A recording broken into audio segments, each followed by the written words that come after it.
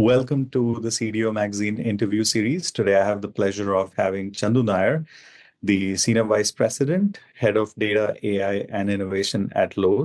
Chandhu, welcome. Hey, thank you, Rohit. Great to be here. So has the playbook then shifted for you personally as a leader that, this is how I used to operate maybe a few years ago, and this is how I am going to operate in the future? Because, several of these technologies don't even have like a very rigid fixed outcome. Oh, it 100% has. And I think the biggest one for me was one, it's 30% technology, 70% change management. So do I have the right business leader, business operations leader partner who can drive that change alongside the technology change that, the technology teams can unlock? That was critical. So how do we identify those partners? How do we bring those change agents to the same equation, to the same, the same direction, if you will? That is a big part of, how I had to change my playbook, if you will, especially with the AI piece that is coming in. And the second is, like I said, I think the agility in operations and co-creation is key. And what I found to be successful with, for example, with my Lowe companion is we had to quickly prototype something, co-create that with the business teams, the operators, and see if it actually, working for them. And we also had to make sure that we set expectation that this is not going to be 100% right all the time. It's going to start maybe with 60%. How do you get them comfortable with 60% accuracy, test and iterate in one store, and then scale out from there? So that was an important kind of shift, and it took some time. Thankfully, we had great partners who were willing to adopt and take the risk alongside us. But to me, that is when you have a non-deterministic type of technology, the only way to put is to put that in the field, co-create that with them, get the feedback, and continuously iterate, and have set the right expectations up front, so you're not, trying to approach it the traditional way. And there were also things, and the other big part for my team was, if you're working in stores, for example, and rolling out some technology around this, you better walk the stores with your store operators. You actually see whether that is traditional ML and trying to do, pack downs. If it is working, how is it working for them? Or if it is companion. We got a lot of feedback. A good example of the feedback is we thought we had a set of roadmap items for our store companion. And as soon as we rolled it out to the first 10 stores, we saw 50% of them would actually speak to the saver device, which is the device, not type it.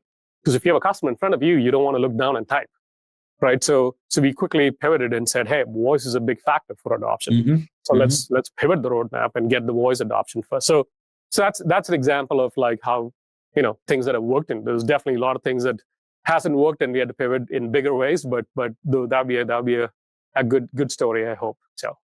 For sure. What's most exciting? You just referred to voice. Is voice the most exciting part, from these technology transformations that you are undertaking? But what also is personally very exciting for you?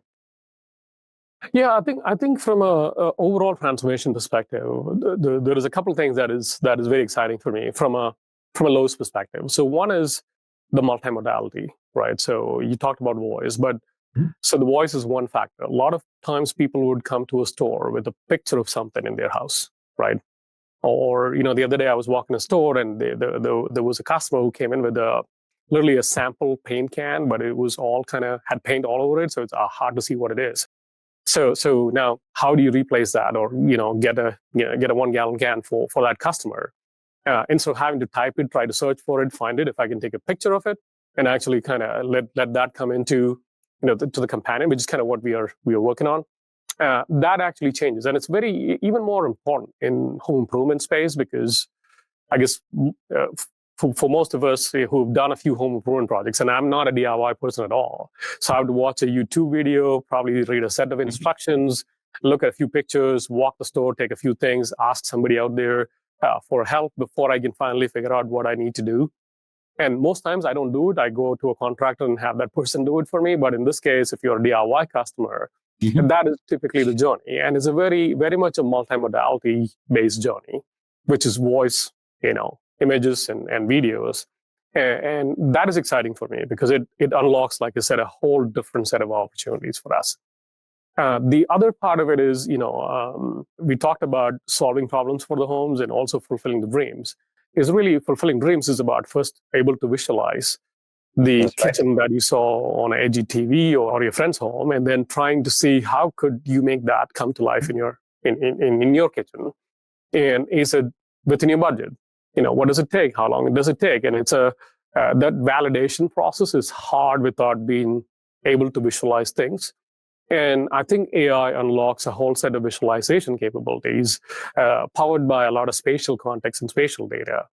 So the work with Apple Vision Pro is a good example of Lowe Style Studio to kind of start unlocking even very nascent technologies, but has the promise, if you think about it from a customer perspective. And if you have a big ticket project with us, we better give you the best service and the best visualization so your kitchen looks exactly the way you thought it was gonna come to life for you. That's right. I'm looking forward to, using a lot of your products in the future too, by the way. If you're in Bay Area, Rohit, I mean, we got Apple Vision Pro in 5 of our stores, so you should go check it out. Yeah, I'm going to go use that. Shifting gears, Chandhu, a little bit. So much of what you're trying to do, whether it's AI transformation or transformation on data, transformation of the stores, the end consumer experience, and all your operations, all of this is not possible without a fundamental change in culture, I'm assuming. How has the culture shifted at Lowe's to allow you to do such big transformations? Yeah, I think so number one thing, it starts with the leadership. So I think it really sets a tone. Internally within Lowe's, we have this culture of winning framework that we use, and that's been a big part of how we transform through the digitization in the last 7 years of the transformation journey. So we are trying to leverage that momentum that we got and really kind of push that, especially as we look into technologies that can really change, every day of everything that we do, right? So I think it starts from the top, from our CEO, from our board of directors, and our ELT team in terms of setting the tone and setting the need to adopt these newer technologies and really simplify that by saying it really is on how do you improve the experience for every store associate that we have, all the 250,000 store associates, and every customer that comes to Lowe's, right? So keeping it that simple is key. The second part of it is, then finding the right change agents in every core functional areas who can, like I said, kind of work on that agile operational mindset, driven by how do you drive adoption and the continuous feedback loop, so that this technology can be steered and the roadmaps can be steered to the direction that the business wants to go. That is the second part of the culture shift that we had to bring in. The third thing is it's AI for all. So we really have to, you find everybody from the spectrum of like apprehension or super optimistic or somewhere in the middle that this is going to kind of blow away after some time. But you kind of have to kind of bring awareness and literacy programs to help them with this technology, so you can kind of bring them along this journey. And we started, for example, at Lowe's, we have an internal program called as Lowe's University. So we partnered with them to create a whole set of training programs for the tech teams as well as the non-tech teams. Because it's important, if you're trying to do co-creation, both sides have to have the same level playing field for the most part to kind of use this technology. We've also partnered with the OpenAIs and the Googles of the world to bring their trainings in as well. So it's not a one and done, it's a constant evolution. Now, like, the other thing that I'm excited about is Agentic AI, because it's got a lot of potential to truly unlock enterprise value creation, if you think about it, right, beyond kind of the conversational experiences.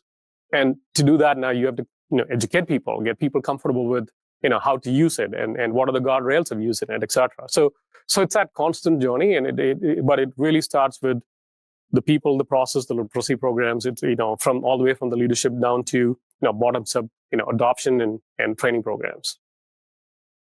Just one last question on that, on this topic and on this podcast is, how do you've referred to amazing partners, OpenAI and Google Cloud and everyone else.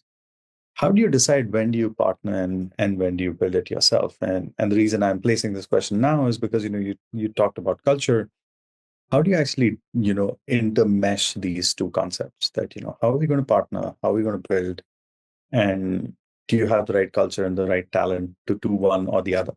Yeah, I think it's always a question that keeps coming. And every time there is a big platform shift, it becomes even more relevant. The relevancy is because it is, I personally think this is this is like a very interesting time if you're looking to buy software, or especially traditional ERPs or SaaS solutions, because we don't know which direction it'll go. But in general, the Lowe's approach has been, if it's differentiating for us, we will build. If it is commoditized technology, we would look to partner. So that kind of simplifies our equation.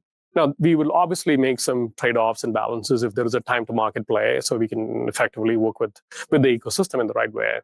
And we had to take that same lens when it came to AI. So look, we are not in the business of building large language models that are companies who are spending billions of dollars, and have the right talent, the right resources to do it.